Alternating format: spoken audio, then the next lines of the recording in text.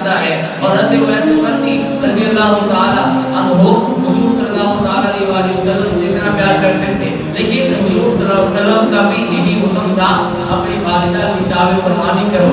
آپ قرن شہر میں پیدا ہوئے اور اسی لیے آپ کو قرنی کہا جاتا ہے. مثال کے طور پر لاہور سے آنے والے بندے کو لاہوری کہا جاتا ہے، گجرات سے جانے والے کو گجراتی کہا جاتا ہے. اسی طرح قرن آپ کا علاقہ تھا، اور قرن کے بارے میں آتا ہے کہ وہاں کھدائی ہوئی تو نیچے سے ایک سینگ نکلا گائے کا، اونٹ کا بلکہ، تو جو ہے وہ ان کی زبان میں سینگ کو قرن کہا جاتا تھا، اس لیے اس جگہ کا نام قرن پڑ گیا. اور جو ویسے قرنی جو ہے یہ ابھی چھوٹی سی عمر کے تھے، ان کے باپ دنیا سے چلے گئے. والدہ ان کی کمی نہیں تھی، یہ والدہ کی خدمت کیا کرتے تھے.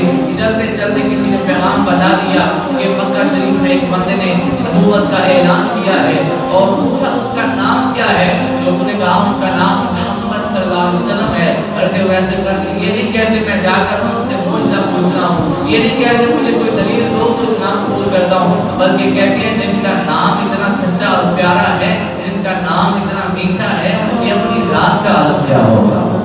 یہ صرف نام سن کے حضور کا ذکر سن کے حضور کے عاشق ہو جاتے ہیں. پھر حضور صلی اللہ علیہ وسلم کو ملنے کے لیے بیکار رہ کے روزانہ رات کے وقت جب والدہ کے پاس آتے ہیں، دن کو مزدوری کرتے تھے، 2 درہم صرف کماتے تھے، اور 2 درہم میں سے 1 درہم اللہ کی راہ میں خیرات کر دیا کرتے، اور دوسرے درہم سے اپنی والدہ کو کھانا لا دیا کرتے.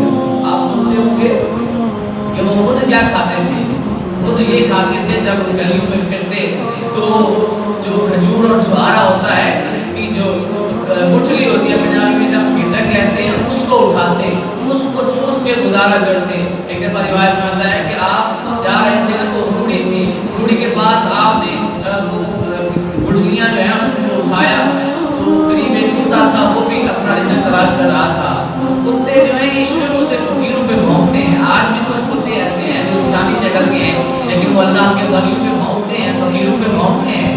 تو فقیروں پہ کتوں کا بھونکنا یہ شروع سے چلتا آ رہا ہے. اصحاب کہف والا واقعہ بھی آپ کو آتا ہے کہ وہ کتا تھا تو اصحاب کہف پہ وہ بھونکتا. ہاں البتہ بات یہ ہے کہ اس کی نیت کچھ اور تھی، البتہ بھونکتا تھا وہ. تو فقیروں پہ کتوں کا بھونکنا یہ شروع سے چلتا آ رہا ہے.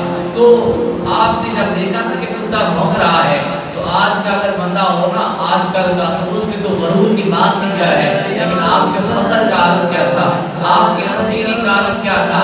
آپ فرمانے لگے کہ ناراض کیوں ہوتا ہے، تو اپنا رزق اٹھا رہا ہے، میں اپنا رزق اٹھا رہا ہوں، اور میں تجھ سے خود کو افضل نہیں سمجھتا.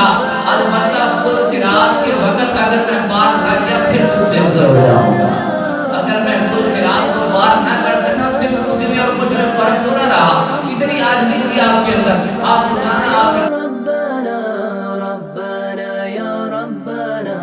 ربنا یا ربنا